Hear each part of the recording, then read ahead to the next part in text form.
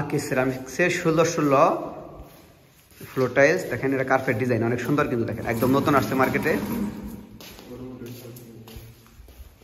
এগুলো কিন্তু সব আমরা এই টাইলসগুলো লাগাই দিই ফ্লোরটার মধ্যে, দেখেন অনেক সুন্দর। এখানে বাথরুম,